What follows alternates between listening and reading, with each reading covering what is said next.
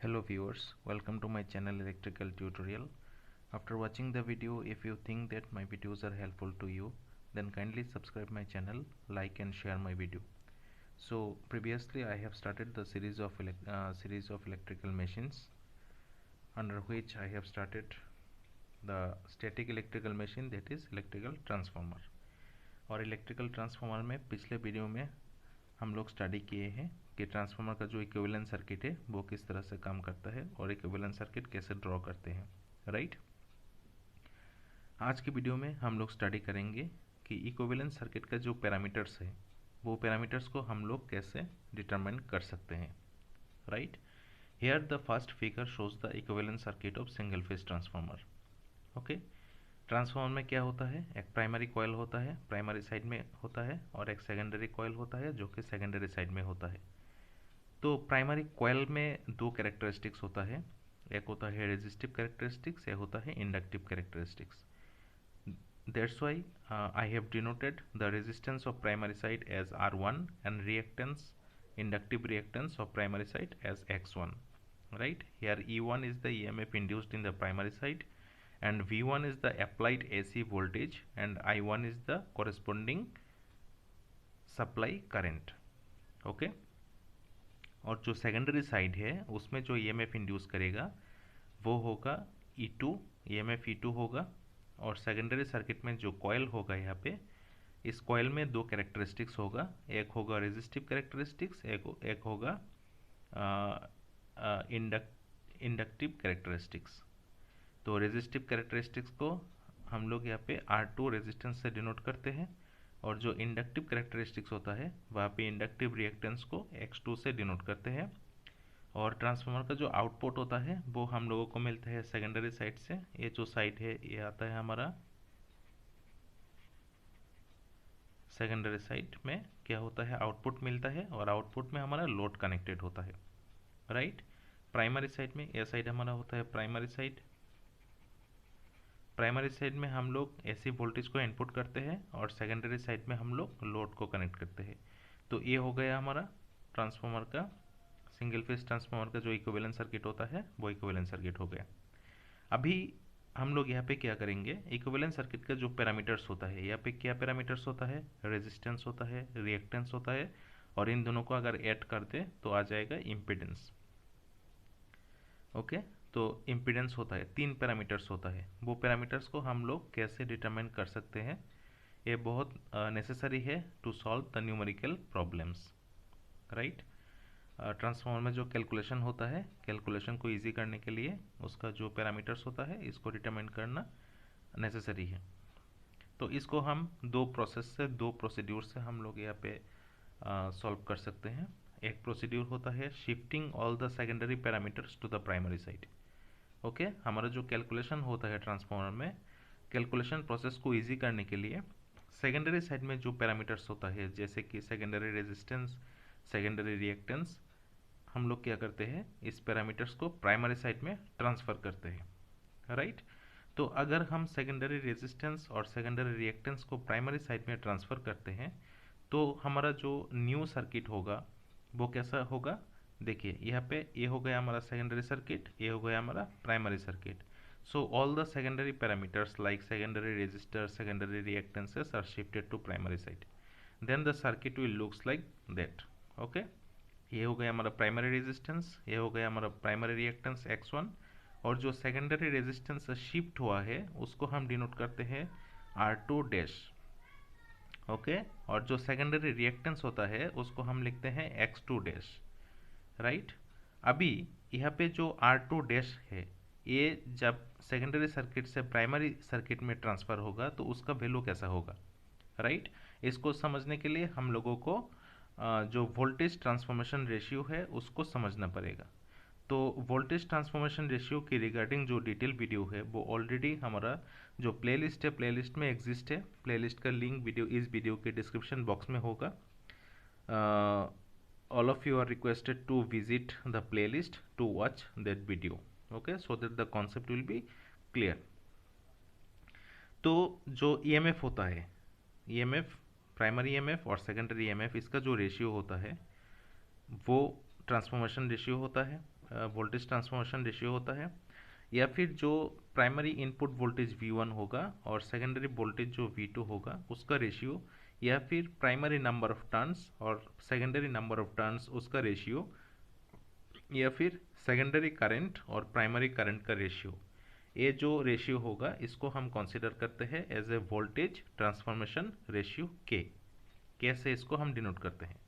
अभी क्या होगा देखिए, यहाँ पे हम लोग क्या है, यहाँ पे जो सेकेंडरी सर्किट है, सेकेंडरी सर्किट का रेजिस्टेंस को हम लोग ट्रांसफर किए हैं प्राइमरी साइड में, right. In that case our new resistance will be K square into R2, okay, where R2 is the actual resistance of secondary side।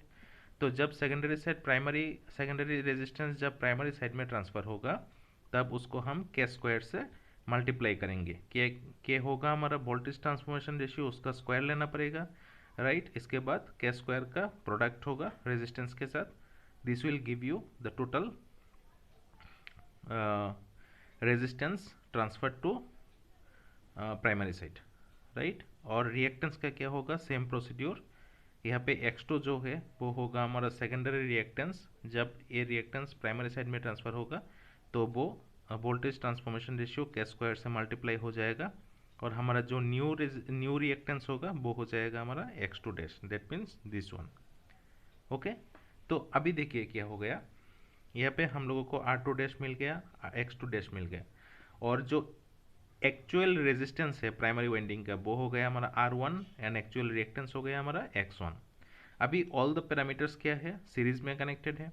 अभी series में टोटल रेजिस्टेंस क्या होगा, सीरीज में टोटल रेजिस्टेंस होगा, total resistance को हम बोलते हैं इक्विवेलेंट रेजिस्टेंस। क्योंकि यह प्राइमरी साइड में कैलकुलेशन हो रहा है इसके लिए हम लोग यहाँ पे एक डैश को कंसीडर किया है। तो टोटल रेजिस्टेंस होगा R1 जो कि प्राइमरी वाइंडिंग का एक्चुअल रेजिस्टेंस है, प्लस R2 डैश जो सेकेंडरी साइड से शिफ्ट होकर प्राइमरी साइड में आया है, राइट। यूनिट होगा ओम। और टोटल रिएक्टेंस कितना होगा, टोटल रिएक्टेंस को हम बोलेंगे equivalent reactance, X equivalent single dash means refer to primary side, right. तो वो क्या होगा, total actual reactance of primary side plus reactance shifted from secondary side, that is X2 dash, okay. Unit क्या हो जाएगा ओम। अभी अगर हम इन दोनों को अगर कंसीडर करें रेजिस्टेंस और रिएक्टेंस, तो यहाँ से इम्पीडेंस हम लोग निकल सकते हैं, राइट। तो टोटल इम्पीडेंस क्या हो जाएगा, इम्पीडेंस हो जाएगा root under R equivalent dash whole square plus X equivalent dash whole square, total unit will be ohm. So in this way we can determine the parameters like resistance, total reactance, total impedance referred to primary side. That means when we shift all the secondary parameters to the primary side, then we can determine all these parameters referred to primary side. अभी हम देखेंगे इसका अगर उल्टा हम कर दें, जैसे कि all the primary parameters shifted to the secondary side, right. पिछले केस में हम लोग किए थे कि सेकेंडरी पैरामीटर को प्राइमरी साइड में शिफ्ट किया था, और इस केस में हम लोग प्राइमरी पैरामीटर को सेकेंडरी साइड में शिफ्ट करेंगे।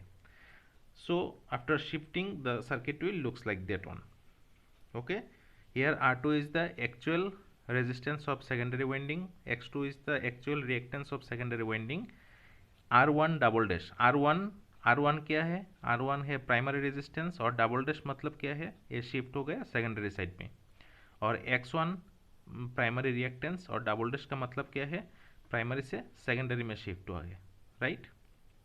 अभी देखिए यहाँ पे वोल्टेज ट्रांसफॉर्मेशन रेशियो पहले भी हम लोग डिस्कस कर चुके हैं इसको, राइट। तो यहाँ पे क्या होगा, अगर हम जो रेजिस्टेंस प्राइमरी साइड से शिफ्ट होकर सेकेंडरी साइड में आया है उसका वैल्यू क्या हमने कंसीडर किया है, R1 डबल डैश। तो R1 डबल डैश का एक्चुअल कैलकुलेशन कैसे होगा, 1/K square into R1, right, where K is the voltage transformation ratio. We can calculate K by using EMF ratio, voltage ratio, trans ratio और current ratio.